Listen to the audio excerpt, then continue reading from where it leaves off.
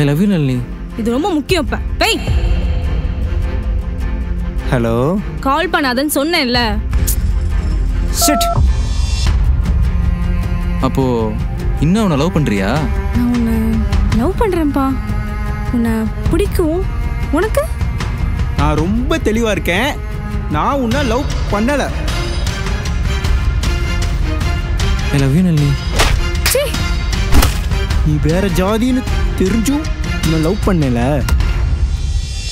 என்ன சாவடிச்சுட்டு நீ உள்ள போயிருவ. வெளியே வரும்போது அவ வேற ஒருத்தன் கூட இருப்பான். ஏய், இப்படி இருக்கிற கேவலமா பேசி வந்திருக்கிறேன்.